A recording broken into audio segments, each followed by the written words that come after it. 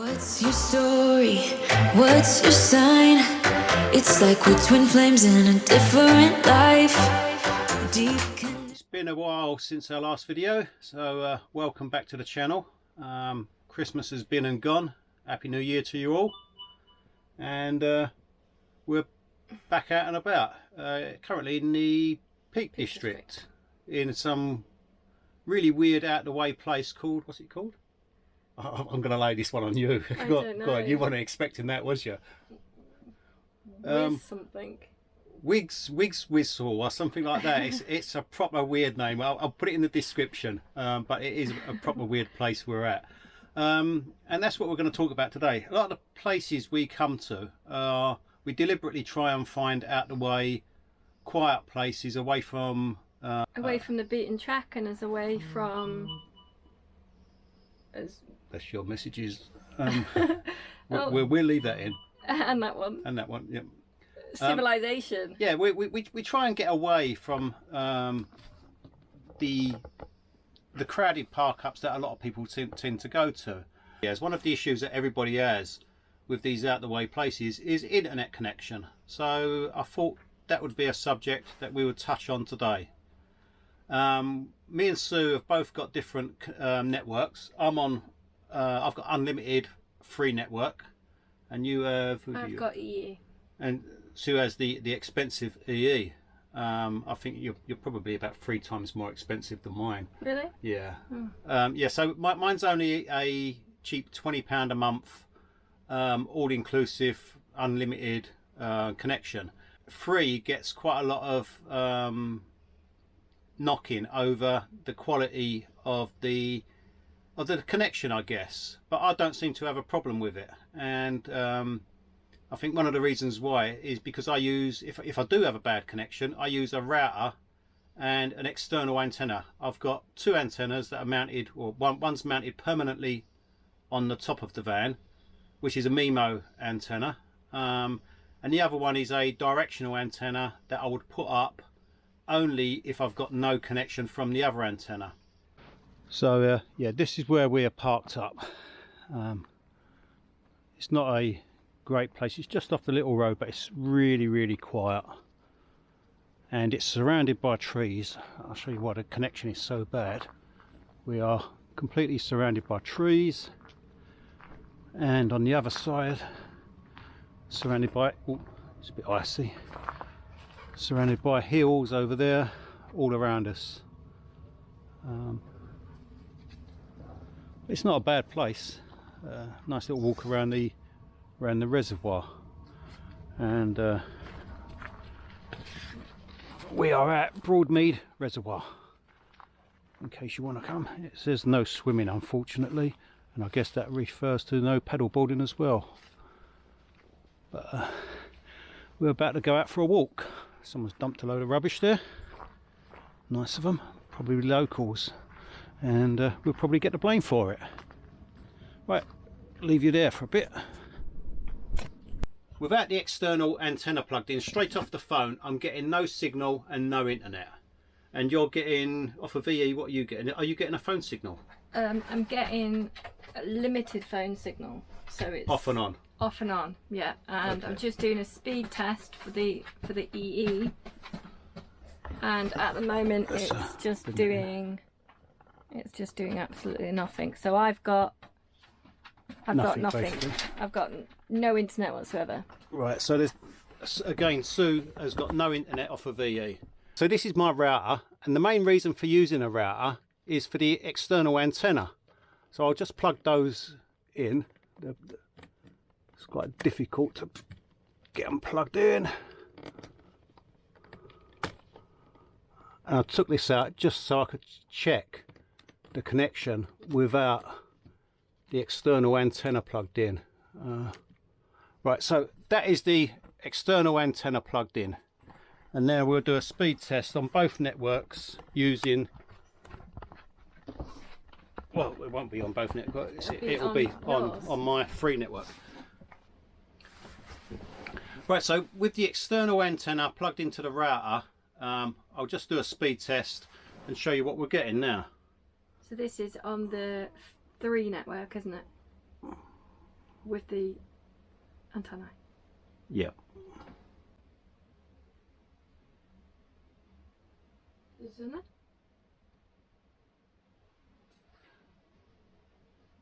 Okay, so we've got 3.5 on the download, you can see that, and just under 1 megabyte on the upload.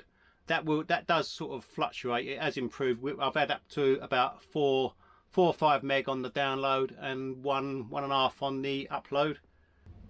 Right, it's going. And this is Sue's phone going off of my internet, which is the free network with the router and the external antenna. It's done it, hasn't it? Yeah, still uploading. Hold on, keep it there. Yeah, that's uploaded. So it was. Yeah, you're getting nearly 2 meg on the upload as well, and nearly 5 meg on the download, which ain't too bad. I mean, that's enough to watch a film, Netflix, Amazon Prime, and stuff like that. More importantly, make a WhatsApp phone call if you need a WhatsApp phone call. Especially if you've got no phone signal, then at least you can contact someone if you need help. Or more important than that is to use, for me at least, is to use Google Maps. Because without Google Maps, unless you do the download and get the offline maps. So a lot of you guys will be asking, can I just tether off my mobile phone? Do I need the router? What are the benefits of the router? Do I need an aerial? And what are the benefits of an aerial? What aerial do I buy? There's a lot of them about, a lot of availability. So what do I choose? And any other questions that you may have, I'll try and answer. So, can you tether off a mobile phone? Yeah, of course you can. I've done that for quite a bit of time. If you're in an area where you've got a reasonable signal, it'll work fine. You can tether your laptop to it as long as your network allows tethering. Some networks don't allow it. Free does. So I believe EE does as well. So yeah, you could just tether off your mobile phone as long as you're in a fairly decent area. So does a router, this is the Wahoo, whatever you call it, E55, I don't even know what it's called. I'll stick a link in, or a message. I'll stick a little thing here somewhere. Yeah, so what's the benefit of a router anyway? I mean, there's various routers, various cat routers. They come in categories. This is just a cheap little mobile router, and the main benefits of it is, I'll just open it up and I'll show you.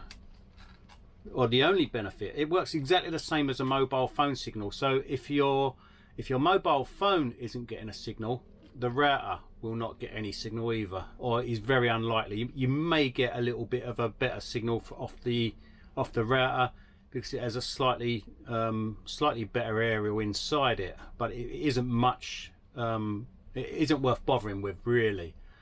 So yeah, the main benefits, I don't know if you can see this here, is on the bottom of the router is 2 little plugs, and those will plug to this. This is a directional aerial, and as you see, you can plug. Just pulled my wire off. So right, they mainly come with a SMA connection, and a lot of people make mistakes with this as well, because they buy an aerial and a router and then they find the same problem as what I had, is that it doesn't all pair together. So if the aerial comes with an SMA plug, you will need an SMA to TS9. The little plugs on the bottom of your mobile routers, these little plugs, I'm hoping you can see those, but those little plugs there, they are TS9 ports. So yeah, you need a TS9 to SMA connection, and that will screw into your plug on your aerial, and it will all plug together. So the benefits of having a router is really only that you can connect an external aerial. So obviously if you're using your phone or your router inside your van, you've got the walls, the ceiling, the floor stopping the signal getting out. If your aerial is on top of the roof of your van, you've got a better chance of getting a good signal. So that is the main benefits of a router. It's probably the only benefit. So aerials, what's the benefits of the aerials? There's two types of aerial really. One of them is a MIMO, which is a multi-directional, and that will pick up a signal in a sort of a 360-degree area. Now that that's the one I've got fixed permanently to the roof of my vehicle. It's glued on, and there are various different kinds again of aerials. I recommend the Pointing, simply because I've had no issues with it and it has picked up a signal in most areas. And as I say, there's only been one place in the Lake District where I've failed to get a signal. Not failed to get a signal, I got a signal, but it was hit and miss. It was bouncing off the eels, and I was getting a signal for a couple of minutes and then it was dropping off again, and then it would be dead for a few minutes and then it would come back. So it wasn't a very clear signal, but although I did have a signal of some kind, I could sort of get a connection here and there. Yeah, so aerials, let's talk about aerials first. Directional on MIMO. As I say, I've got the MIMO fixed to the roof of the van, and that stays connected to the router all the time. And I think that would be my go-to aerial. Now if that fails to get a connection for some reason, normally it's always connected. I've got this one here, which is a bit of an annoying thing to have to lug around, and this I mount up on a pole outside the van, and I run the wire down through the air vent and connect that up. And I only use that on very rare occasions when I've got no signal whatsoever from the phone or the external aerial with the router. Is it worth carrying? Probably not really. For the amount of times I've used it, which has been I think twice in 4 years, so I would say it's probably not worth having. I'll just go with a really good MIMO antenna in the first place. So one thing you will need to know, that if you are going to buy an external antenna, is they are not all the same. A lot of people will just say, oh, buy the Pointing X-Pole 1, which is a really good antenna for the money. It's about, I think it's about 60 quid, 60 pounds English, and it's a really good antenna. But one of the drawbacks of that antenna is that it doesn't work very well on free. It does work on free, but it will not work as good as it should on free. For the reason is that the antennas are tuned to a specific frequency, and free network runs, I think it's something like 800 megahertz or 600 or something along those lines, and the Pointing X-Pole 1 doesn't go down that low or that high or something along those lines, but the frequency doesn't work anyway, or doesn't work as it should do. So yeah, the antenna that I'm using at the moment, I use the Pointing MIMO 3 V2 15 because it covers the bandwidth of my provider. It broadcasts on the correct megahertz of the provider. Now if you want to find out which aerial you should be buying, what you want to do is look at your provider, whether it be EE, Smarty, Vodafone or whoever. Find out, if you just Google what bandwidth does that network broadcast on, you'll get a list, and it will probably give you a list of all the bandwidths of all the broadcasters. And you just look down there, find out what the bandwidth is, write it down, and then have a look at the antenna that you're thinking about buying, and see if it covers that bandwidth. It's that simple. It's not difficult to do. Some of the reasons why if you do buy an aerial or an antenna, whichever you want to call it, if it's not working correctly or you're not getting a very good signal after you fitted it, what some of the issues might be, and that would be probably the first one that you'll come across. It also does really make a difference on where on the roof of the van that you actually fitted it. When I first got my antenna, I wanted to fit it over in a space where it was sort of out the way and sort of looked okay, and towards the front of the van seemed to be the ideal place. But when I stuck it there temporarily and give it a try, it was a really poor signal, and I realized why, and that was because there was wires and stuff running through the roof of the van at that point, which interfered with the aerial signal. So yeah, you want to have a little sort of play around with where it actually works best on the van roof. I found that mine worked better over in the back left hand corner, simply because that's where the shower was and there was nothing underneath it. So that might not be the case for you. So yeah, have a play around, find the optimum position for it before you glue it down. The directional antennas, which are these things here, I've got two of them because you've got two ports on your router. The directional antennas, they need to be pointed in the direction of your provider or your aerial mast. So if you use the app that I've got here, so if you use the app Open Signal, there's a bit down the bottom here, where is it?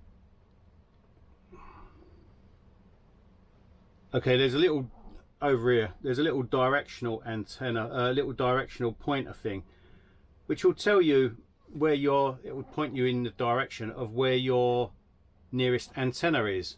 And you can also get a map come up, and it will show you little points. I don't really want to show you exactly where I work, so I'm not going to show you that, but you get a map come up and you get a dot or little dots that highlight where the antenna is, the nearest mast is to you, so you can point it in the correct direction.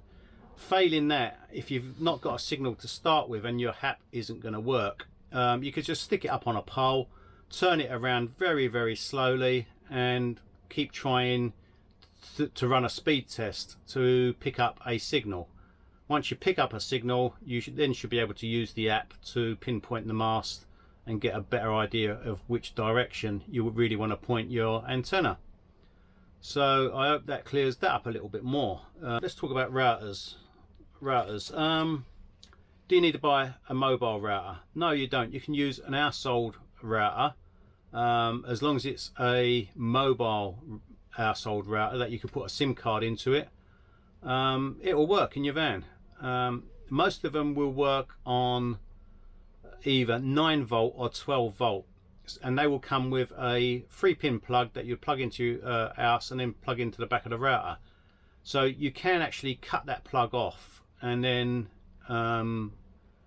you could put it into a 12 volt or a 9 volt regulator that will control the power supply, that will convert it from 12 volt to either 9, 7, whichever your router may be, 6 volt if it is 6 volt, but most of them are around 9 or 12. Even the 12 volt routers, they will still need a regulator connected to it, because your power supply from your van will not be regulated at 12 volt. If you start your engine, for instance, it could go up to 14.2 volt and blow your router up. So you will need a little regulator, and if you look on eBay, Amazon, you can buy a 12 volt regulator, and you just wire that on, wire it to your battery, and you're good to go. That you could use the same plug as what came with the router from the 3-pin plug, and just chop it off and wire it up to the regulator.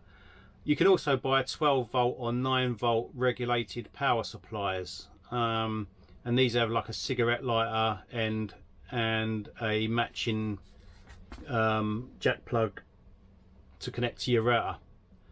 So yeah, I hope that sort of covers and gives you some idea of a way of getting a better signal out on the road. As I say, I've only ever come across once where I've had no signal whatsoever. Most of the times I've managed to get some sort of signal, even if it was a really poor one. So yeah, thanks for listening, thanks for watching, and hope to see you on the road. Give us a thumbs up please, and a like, and